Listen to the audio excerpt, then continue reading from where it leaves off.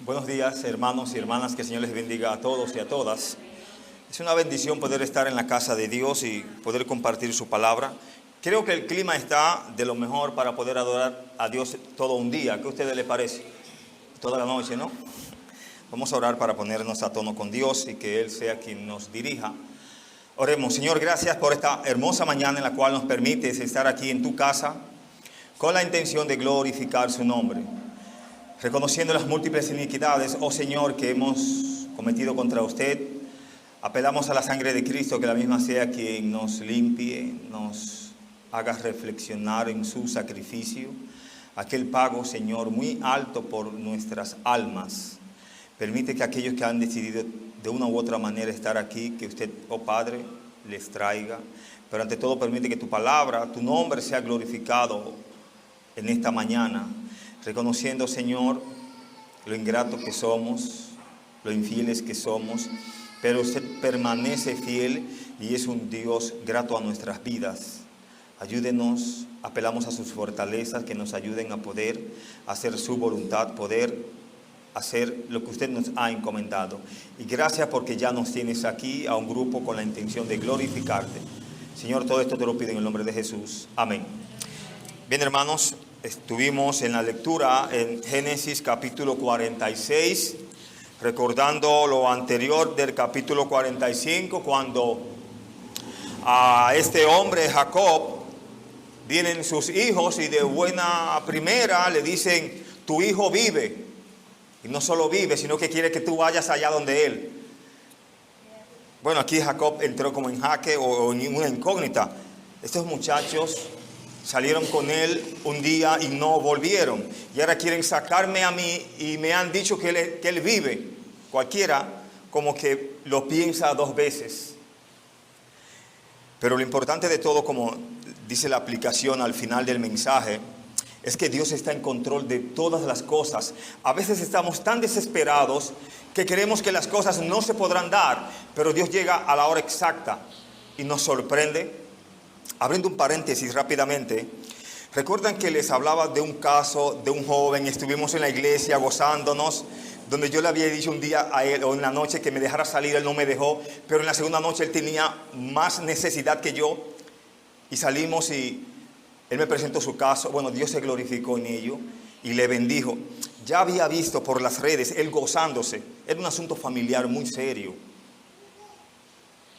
Y yo pensé llamarle, pero como a veces tengo tantas personas a que llamar y por situaciones a veces no lo logro, no solamente lo llevo al pensamiento. Y él se me acerca, él fue al lugar de trabajo, al frente fue a otra diligencia y me dice: hermano, gracias. Y yo sé que Dios te bendijo, te vi gozándote por las redes. Sí, claro. Dios nos enseña de muchas maneras qué Él quiere para nuestras vidas. Y él me dijo: sí, Dios me enseñó que tengo que orar más a Él. Y yo le dije: aprendiste lo que es súplicas, lo que es ruego. Es muy difícil, hermanos, que cuando tú y yo le suplicamos al Señor y le rogamos, esa oración no sea respondida. Porque a veces solo oramos y ya.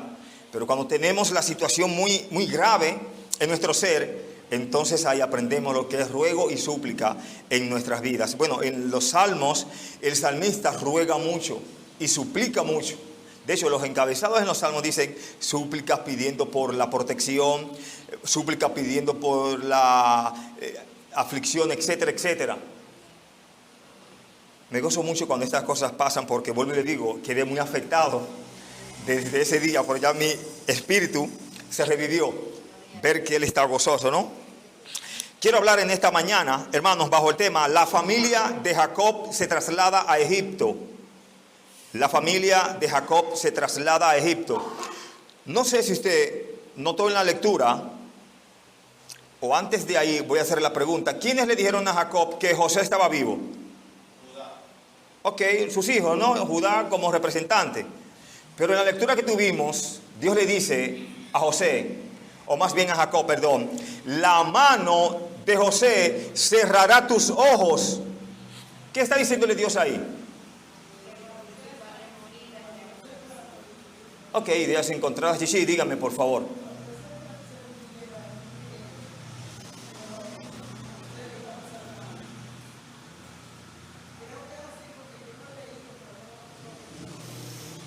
A, B y C son verdaderas. Hermanos, Dios le está diciendo a Jacob: José está vivo, él cerrará tus ojos. No solamente sus hijos se lo están diciendo ahí. ¿Debía de creer Jacob sí o sí? Y nos preguntamos, en el momento que Dios está hablando, y llegaremos ahí, que Dios está hablando con él, Dios le está diciendo a él: mira, yo te enviaré a Egipto, yo te haré volver. Yo sé que tú no quieres ir, pero yo iré contigo. ¿Por qué tenía Dios que incluir el nombre de José ahí? Si le está hablando de promesas grandísimas. ¿No son fieles las promesas del Señor? Hermanos, Dios conocía el corazón y conoce tu corazón. Y sabía, hermanos, que hasta la muerte Jacob no iba a dejar nunca de amar a ese predilecto llamado ¿qué? José. Quiere decir que Dios conoce hasta nuestras fallas y nuestros errores y nos entiende. Él está diciendo: tú conoces la historia. Tu padre Abraham o tu abuelo Abraham fue a Egipto y falló. Él conocía la historia. Jacob no quería fallar en ese sentido de ir a Egipto, a nada. Pero Dios le dice a él: usted sí va y yo lo traeré, así que podemos ir. La familia de Jacob se traslada a Egipto. En los versos 1 a 4 vemos aquí en este punto, Dios habla a Jacob en el camino a Egipto, o camino a Egipto, como a usted más le guste. Verso 1 nos habla: partió Israel con todo lo que tenía y vino ¿hacia dónde? Hacia Beerseba. Bueno, explicamos inmediatamente. Jacob no dejó nada atrás y llegó al puesto más avanzado al sur en el camino hacia Egipto. Estaba próximo allí, pero se detuvo, hermanos. ¿A qué se detuvo Jacob ahí según el verso 1? Y ofreció sacrificios al Dios de su padre Isaac. Mira qué hermoso. El texto comienza diciendo: me salió Israel. Y más adelante vamos a ver el mismo personaje, pero con nombre de Jacob. Cuando Jacob está haciendo un nombre espiritual, cuando Jacob está sirviendo a Dios, se torna en un Israel. Y aquí, ¿en qué se está tornando? Era en un adorador de Dios.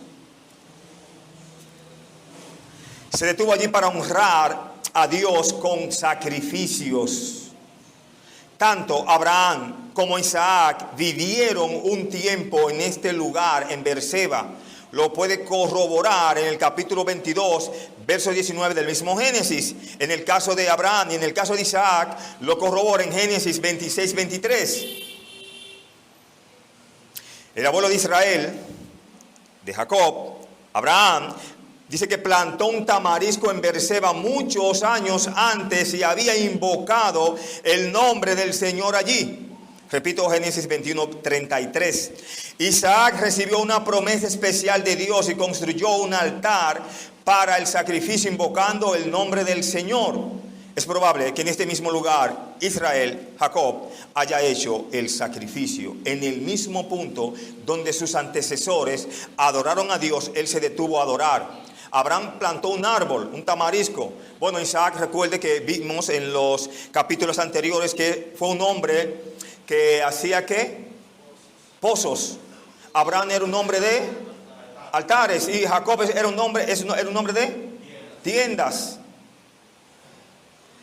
Fue por tanto un lugar memorable en la historia de su familia y fue en ese momento un punto de inflexión en su propia carrera y requería una espera especial en el Señor. Él iba a abrir nuevos caminos y entrar en un camino que no había pisado hasta ahora. Y entonces leemos que ofreció sacrificios al Dios de ¿quién? De sus padres. Se aseguró. ¿Y qué hizo Dios con él inmediatamente en el verso 2? Dice el verso 2, cuando él invoca a Dios, cuando él se humilla ante Dios, cuando él dobla sus rodillas ante Dios, dice, verso 2, y habló Dios a Israel en visiones de noche, y dijo, Jacob, Jacob, y él respondió, heme aquí, y dijo, yo soy Dios, el Dios de tu padre, no temas de descender a Egipto, porque allí haré de ti una gran nación. Hermanos, si alguien sabía lo que iba a pasar en Egipto, era Jacob. Él sabía que algo lamentable iba a pasar con su familia. ¿Qué iba a pasar con su familia allí? Una vez cuando el faraón que conoció a José ya no estuviera. Iban a ser esclavos allí. Jacob sabía eso. Él lo que no sabía si iba a ser en el tiempo de él o tiempo después. Usted me dice, ¿cómo así? Bueno, recuerde que Dios le da toda una vasta extensión de tierra y pueblo a Abraham. ¿Gozó Abraham de eso? Para nada. Cuando muere su mujer, hasta compra tierra que era de la de él. Jacob entiende aquí que algo ha de suceder con su familia. Él lo que no sabe si es en tiempo real, en tiempo donde él vive con ella o tiempo después. Todos sabemos que se cumple ¿cuántos años después? 430 años después. Y voy a mostrarle una cronología de cómo Dios, hermano, va trabajando en nuestras vidas, donde a veces vemos que Dios está trabajando lento. ¿Cree usted eso, que Dios trabaja lento? Dios trabaja a su ritmo y a su paso. Cuando Él le dijo a Abraham que le iba a dar un hijo, se lo dio a los 5 años, a los 10, a los 15, a los 20 y tanto le dio el hijo. Sigamos viendo aquí.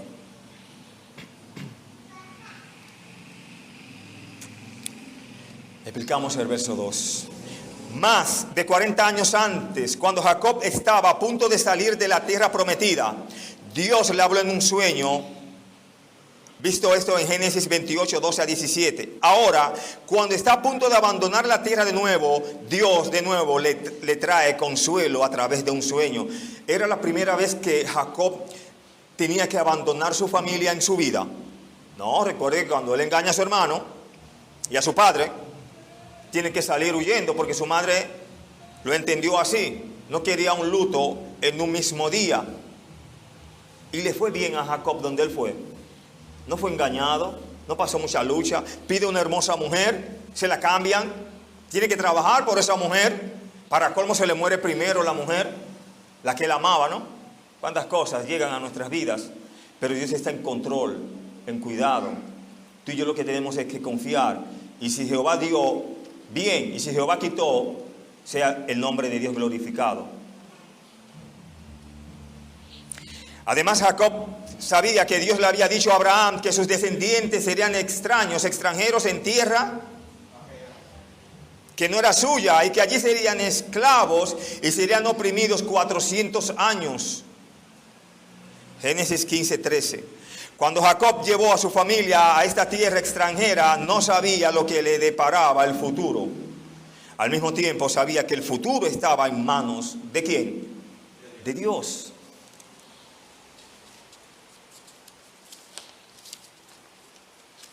Dios le dice en el verso 3, es como si le dijese, estése tranquilo, yo haré de usted una gran nación. Según la lectura que tuvimos, ¿cuántos salieron? Hay dos números, por así decirlo, o dos versiones de la historia.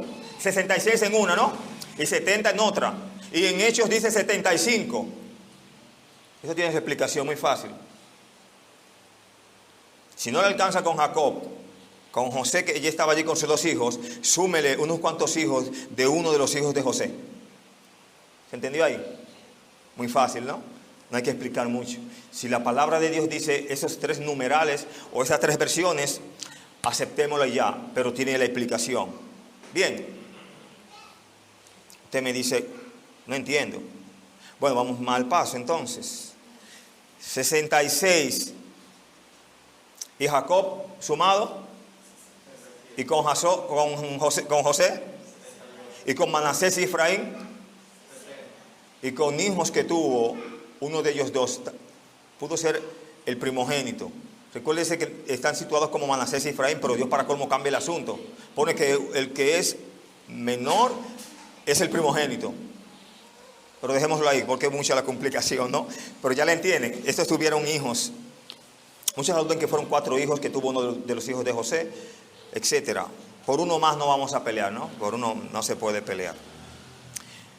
En el verso 3 nos situamos allí. Dice, y dijo, yo soy Dios, el Dios de tu padre. No temas de descender a Egipto, porque allí yo haré de ti una gran nación. Hermanos, ¿qué significa Egipto para nosotros? Para aquellos israelitas también significaba el mundo. Jacob entendía que él no debía irse al mundo. Jacob entendía que sus antepasados, que sus padres habían cometido errores allí. Él no quería pasar por lo mismo. Pero Dios lo llama y le dice, Su propósito al llevar a esta gran familia o clan a Egipto, debido a la naturaleza exclusiva y segregada de la vida egipcia, los descendientes de Israel podrían crecer, y así pasó, allí como una distinta y gran nación. Egipto se convertiría en el vientre de la madre, nada más, sin contaminar al pueblo de Dios. Egipto se convertiría en el vientre de la madre de Israel como una nación donde crecieron de algo pequeño a algo de tamaño ¿qué? Completo. Llegan 70 y cuando ellos salen son millón y tanto de personas, o alrededor de 600,000 a 1,000,000. Pero cuando están en el desierto crecen a 3.5 millones. Y para colmo no entran todos los que salieron, sino que los de 20 años hacia abajo fueron los que gozaron de la tierra prometida. ¿Cuántas bendiciones nos da el Señor cuando creemos? Cuando no creemos, no entramos a la bendición. Me gusta mucho esta parte del verso 4 donde Dios le dice: yo descenderé contigo a Egipto. Bueno, si Dios nos dice, pase por esa candela que yo voy con usted, ¿usted pasaría? No sé si usted pasaría, pero a 3 hombres se le dijo, serán echados en el horno de fuego. Y ellos dijeron, ¿y? Vámonos. Es hora. Le pasó algo a esos 3 hombres. ¿Confiaban en quién? Ellos entendieron que aunque hubiesen sido allí hechos cenizas, el Dios a quien ellos servían en la resurrección tendrían cuerpos que celestiales. Esta carne, decimos de muchas y múltiples maneras, ¿qué es lo que nos hace? No sé lo que les hace a usted, pero ¿qué es lo que nos hace según hemos dicho en otras ocasiones? No lo quieren decir. No te humilla la carne a ti. Bueno, a mí me humilla. Cuando estás orando, ¿no te molesta la carne? ¿No te llegan pensamientos carnales? ¿No te llegan pensamientos que tú has fallado a Dios? Y puedes seguir orando. Tienes que pedirle mucho a Dios: Señor, concéntrame, enfócame, reprenda al maligno, ayúdame. Yo sé que te he fallado, pero quiero de ti misericordia y limpieza. La Biblia lo dice que este cuerpo es corrupto, ¿no? Este cuerpo mortal se vista de incorrupción, ¿no? De inmortalidad. Pero vamos al verso 4 donde dice aquí, la parte que me gusta: y yo también te haré volver. La razón por la que Jacob no tenía necesidad de temer por el viaje a Egipto era porque Dios le prometió ¿qué? Traerlo. Si él entraba de mano lo iba a sacar. Traerlo de regreso ¿hacia dónde? Hacia donde él pertenecía, la tierra prometida. Esto sería cumplido después de la muerte de Jacob, pero se cumpliría. Egipto nunca sería el hogar permanente para Israel y sus hijos. Jacob jamás quiso permanecer allí. De hecho, José, cuando próximo a morir, él da orden acerca de sus huesos, lo dice la Escritura. Yo tampoco soy de aquí, yo soy de allá, de la Jerusalén celestial, de la Canaán de Dios. ¿Y cuántos años duraron esos huesos transitando? Muchos, ¿no? Un féretro, 40 años, para aquí y para allá. Entendemos que con mucho cuidado se tenía que manejar eso, porque entendemos que no existía la cremación, ¿no? Aunque los egipcios también tuvieran lo que tuvieran, no creo que José, él dijo sus huesos, no que sea cremado. Es lo que me dice la Escritura. Pero seguimos aquí, la parte gloriosa donde Dios le dice a Jacob que alguien cerraría sus ojos. ¿Quién cerraría los ojos de Jacob? Judá, como primogénito. Bueno, Rubén. Él está diciendo ahí, mira, yo sé que tú amas demasiado a ese muchacho. Te voy a favorecer con que él cerrará tus ojos. Anhelaba esto Jacob. Lo había decidido años antes, tal vez cuando él era muy pequeño, su hijo. Quizás le dijo en algún momento: tú cerrarás mis ojos. No lo sabemos, pero sí sabemos que lo amaba. Y eso es lo importante, que Dios nos ama. La seguridad final fue que Dios mismo le dijo a Jacob que José estaba vivo y lo cuidaría hasta el día de su muerte. Esto era una agradable seguridad. ¿Para quién? Para Jacob. De tantos hijos y hasta hijas, él entendía que si alguien lo podía cuidar, ¿era quién? ¿Saben ustedes que era imposible desde Egipto José poderlos mantener a ellos? José poderlos cuidar a ellos. Por eso tienen que ser trasladados para estar más cerca y ser cuidados mejor.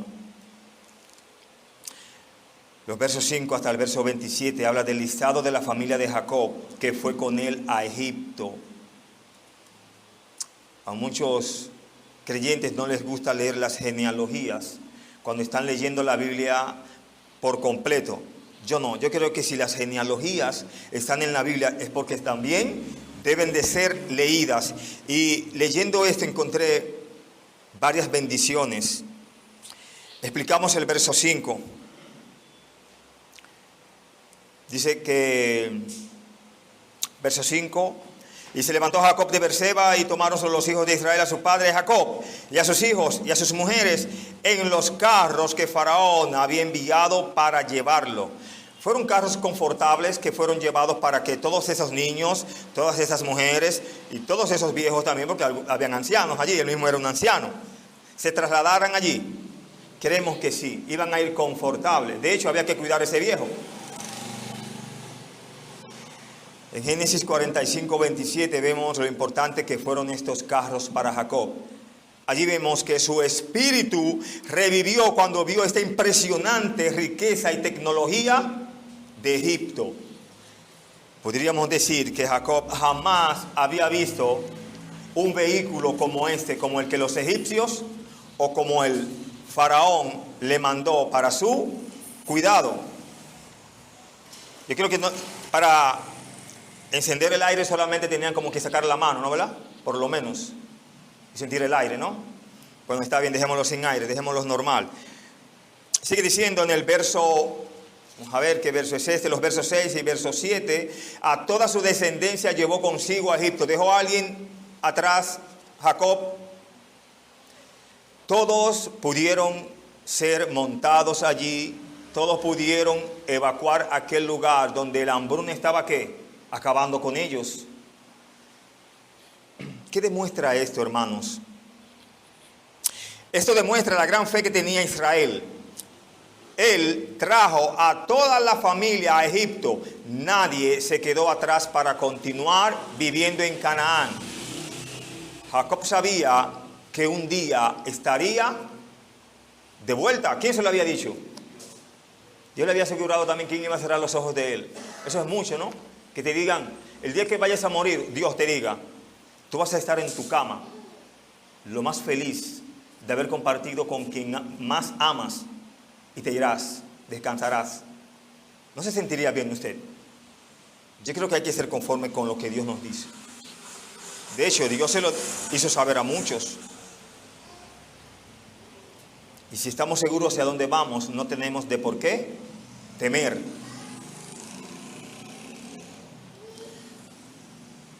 En toda la genealogía, entre los versos 5 y versos 27, vemos algo muy interesante que no lo vemos en otros versos. Ejemplo, los versos 12 a 15. Me dice la Escritura, los hijos de Judá, Onán, Sela, Fares y Zara, mas y Onán. ¿Qué pasó con estos? ¿Por qué murieron estos? Porque Jehová los mató. No gozaron, hermanos, de la bendición de esos carros, de ese viaje. Pero vamos a ver qué nos dice el verso 15. Dice el verso 15: estos fueron los hijos de Lea, los que dio a luz a Jacob en Padán Aram, y además su hija Dina, 33 las personas, todos sus hijos e hijas.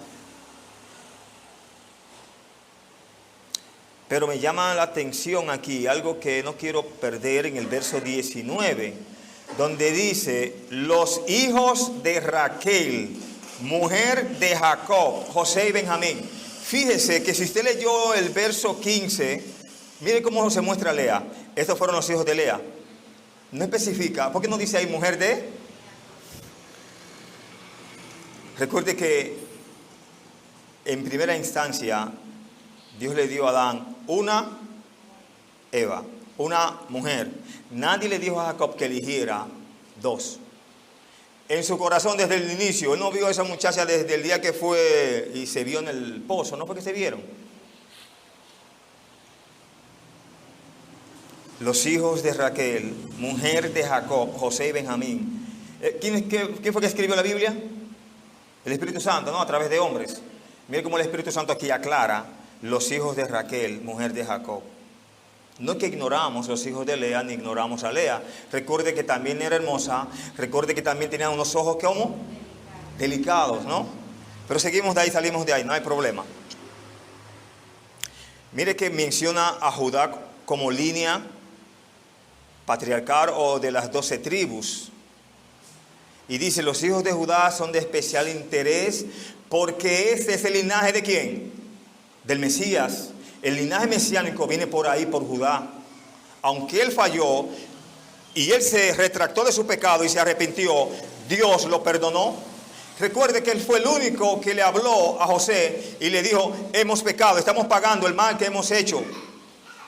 Yo me voy a quedar, manda a Benjamín porque ese no se puede quedar. Mi padre se muere si ese se queda. Bueno, el padre no murió, al contrario, el padre salió para vivir hacia donde estaba José. Dios tiene cuidado de nosotros. La línea de descendencia hasta el momento es la siguiente, según el orden patriarcal, Abraham, Isaac y Jacob. Según esto, Judá, Fares, Esrom. Si ustedes estudian Lucas 33 y 34, va a corroborar las diferentes genealogías y va a ver que va a aparecer siempre un tal Abraham, un tal Isaac, un tal Jacob, Judá, Fares, Esrom, a excepción de lo que los demás evangelistas lo pongan en cronología o en orden. En los versos 26 y verso 27 me dice el texto, todas las personas que vinieron con Jacob a Egipto, procedentes de sus lomos, sin las mujeres de los hijos de Jacob, o sea, como que fueron más gente, porque me dice, sin las mujeres de los hijos de Jacob, todas las personas fueron, ¿cuánto? 66. Verso 27. Y los hijos de José que le nacieron en Egipto, 2 personas, todas las personas de la casa de Jacob que entraron en Egipto, ¿fueron cuántas? Ok. El número total de varones de este clan fue de 70. 66, más el propio Jacob, José y sus 2 hijos. Esta gran familia se convertirá en una nación de más de 2 millones de personas durante los 400 años siguientes. Vivieron mucho en Gosén ellos, sí o sí. Pero mire que en 400 años se pueden olvidar muchas cosas. La estima, se puede olvidar el respeto. Y a veces eso se pierde en menos años. Al igual que muchas grandes obras de Dios, Israel tuvo un comienzo como lento. Desde el tiempo que Dios llamó a Abraham, habíamos dicho, le tomó por lo menos 25 años tener que el primogénito, a Isaac, sí o sí. Le llevó a Isaac 60 años a añadir otro hijo de Israel. ¿No era estéril la mujer de Isaac? ¿Y quién oró a Dios para que ese vientre fructificara? El mismo Isaac. Y Dios le concedió esa oración. Le tomó 50 o 60 años a Jacob añadir 12 hijos y una hija. Sin embargo, en 430 años Israel salió de Egipto con 600,000 personas alrededor. Un poco más. Le llevó a esta familia 215 años para crecer de 1 a 70. Pero en otros 430 años crecieron a 2 millones. En Hechos 7:14 Esteban dice que en Egipto entraron 75. Esto se debe a que Esteban cita la versión de la Septuaginta del Antiguo Testamento, que dice que son 75. El número en la Septuaginta no es incorrecto, vale señalar, solo que es diferente, específicamente adiciona a 5 personas más, los nietos de Jacob, que son hijos de José. ¿Se entiende esto? ¿Nacidos dónde? En Egipto. Salimos de ahí. No quiero muchos cálculos con eso, ¿no? Aunque salimos bien a veces. Los versos 28 hasta el verso 30 vemos el emotivo encuentro. ¿Entre quiénes? Entre José y su padre. Estamos 28 y 30, dice la Escritura. Y envió Jacob a Judá delante de José para que le viniese a ver en Gosén. Y llegaron a la tierra de Gosén y José unció su carro y vino a recibir ¿a quién? A Israel, su padre en Gosén. Y se manifestó y se echó sobre su cuello. ¿Y qué hizo? Se rió. Rieron juntos. Lloraron. Jamás pensaron volverse a ver. Y para colmo, no solo se pueden ver, sino que esa segunda, por así decirlo, pues ese encuentro trajo una gloria inmensa donde aquel hijo soñador, que no tenía nada en aquel lugar, relativamente con lo que él tiene ahora, porque José fue despojado de sus ropas, fue desnudado. Ahora estaba con ropas reales de lino finísimo, tenía un anillo también, ¿no? Hasta una copa también por ahí, ¿no? Grande, ¿no? Una copa especial. Y sirvientes con él. Cómo Dios nos engrandece cuando creemos a sus promesas, cuando tememos a Dios ante todo. Se lo dijo a sus hermanos cuando le agarró a uno de ellos. ¿A quién fue que agarró? Fue a Simeón. Y dijo, yo temo a Dios. Es estar allí, pero yo lo cuidaré.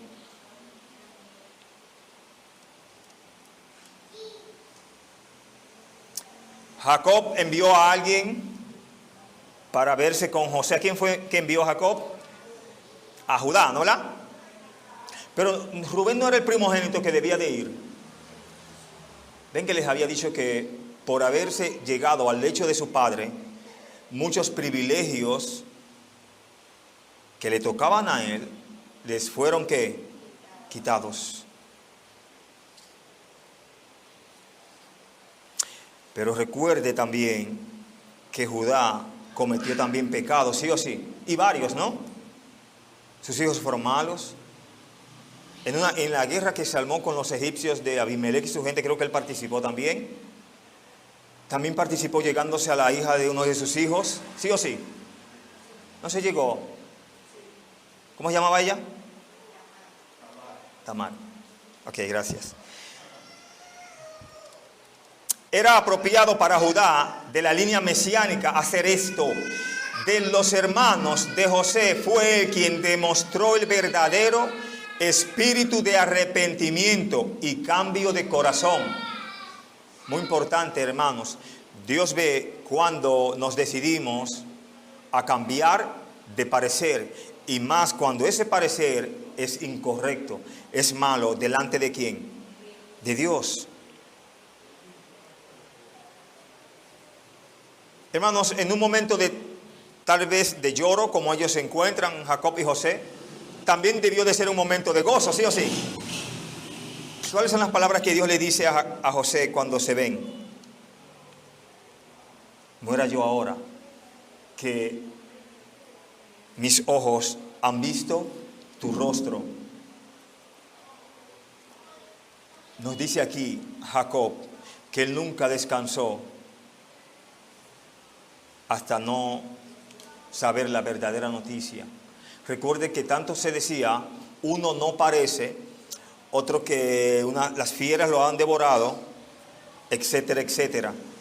Y Jacob vivía con unas palabras siempre dentro de sí: contra mí son todas estas cosas. Esta reunión de Israel con José es más de lo que nunca soñó antes, ninguno de los dos. Él había oído la noticia de que el hijo predilecto vivía, ahora se había cumplido. Este es un cambio dramático de la actitud de antes, cuando dijo que, ¿cómo era que él decía? Contra mí son todas estas cosas. Eran con él todas estas cosas, hermanos. ¿Quiénes eran los que habían pecado? ¿No eran los hijos de él? ¿Sabía él lo que había hecho en toda su vida? Se lo dejo de tarea, ¿no? ¿Había engañado mucho él antes? ¿Había vivido honesto e íntegro delante de Dios? Los versos 31 al verso 33. Y José dijo a sus hermanos y a la casa de su padre: subiré y lo haré saber a Faraón, y le diré: mis hermanos y la casa de mi padre, que estaban en la tierra de Canaán, han venido a mí. Y los hombres son pastores de ovejas, porque son hombres ganaderos, y han traído sus ovejas y sus vacas y todo lo que tenían. Y cuando Faraón os llamare y dijere: ¿cuál es vuestro oficio? Ellos nunca entendieron a José lo que les quería decir ahí, porque José le dice que digan una cosa. No sé si se pusieron nerviosos ante Faraón y dicen lo que no debían de decir. Recuerden, hermanos, que aquí hay una gran familia y hay un gran representante. ¿Cuál es la gran familia? La familia de Jacob. Y el representante delante de ellos, ¿quién es?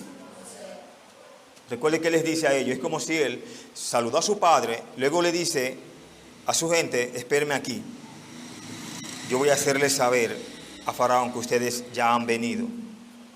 Mucho protocolo para eso, ¿no? Y si alguien sabía del protocolo egipcio, era José.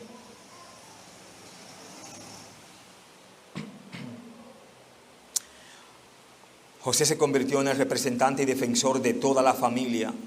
Ellos vinieron a un lugar seguro en Egipto, pero necesitaron que José los representara. Del mismo modo, los creyentes necesitan que ¿quién nos represente, hermanos? Jesús. Recuerde que Él está allí a la diestra del Padre intercediendo por nosotros como nuestro abogado. Eso es interceder. Por supuesto, los faraones, después de la muerte de José, olvidaron a José y convirtieron en esclavo al pueblo de Israel. Lo veremos allí en Éxodo 1, 8 a 10. Esto muestra lo que podría pasar si no tuviéramos representante o defensor delante de Dios. Pero Jesús, no María, Jesús, no los santos, son nuestros representantes y nuestro defensor. Y Él sigue siendo el mismo ayer y hoy y por los siglos de los siglos. Solo tenemos a un Dios y Padre, Dios Hijo y un Dios Espíritu Santo, hermanos, que sí pueden representarnos en todo lugar. En muchas cuestiones de nuestras vidas, el Espíritu Santo hace una obra maravillosa. ¿Sabe usted eso? En muchas circunstancias de nuestra vida, Jesús nos representa de una forma maravillosa, y en otras Dios muestra su amor de una forma especial. Verso 34 habla: a fin de que moréis en la tierra de Gosén. Dios tenía un lugar para su pueblo. Él no los trajo a Egipto y no les dio un lugar. José no tenía suficiente para mantenerlos en Canaán. Tenía que llevarlos para el lugar que preparó para ellos. Hermanos, no se recogió de todo el trigo que se cosechó en esos 7 años. Había una sobreabundancia que no la habría si ellos se hubiesen quedado en Canaán, porque iban a estar muy lejos, iban a estar buscando y llevando, y un día tal vez no podrían recibir la bendición como tal, por la distancia, etc. ¿Qué vemos aquí en todo lo que hemos podido decir? Aquí vemos a Jesús en ambos aspectos. ¿Cuál? Primero, Él tiene cuidado de nosotros en el presente, pero ha ido al cielo a prepararnos un lugar y nos recibirá para sí mismo. Quiere decir que nuestro futuro está ¿qué? Asegurado en Jesús. La explicación que José le da a estos jóvenes cuando él los presentase allí acerca de los pastores. ¿Qué era lo que hacían los pastores por lo regular? Ovejas. Para los egipcios esos animales apestaban. Ellos no les gustaba eso. Ellos preferían mejor ser ganaderos o otra cosa, ¿no? Obreros en otro sentido. Pero las ovejas a ellos eso no no les cuadraba. No sé si usted ha estado cerca de ovejas o ovejos, etc. Los egipcios fueron agricultores en el sentido de los cultivos agrícolas. En eso sí se caracterizaban los egipcios. A su juicio, como decimos, o como he dicho, las ovejas eran sucias y por lo tanto detestaban a los pastores. Pero eso tiene su significado, hermanos.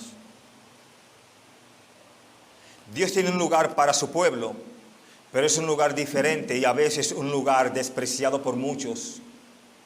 No desprecian los impíos la palabra de Dios. Tú y yo, al tener un pastor, ¿en qué nos convertimos como tal? En ovejas. Y como ovejas somos despreciados ante el mundo. Pero lo importante es que Dios sí nos ama, sí tiene cuidado de nosotros, no importa las ovejas que seamos. Apreciemos siempre la bendición de poder estar en los caminos de Dios y creamos siempre que Él está en completo control de nuestras vidas. Que Dios les bendiga, hermanos.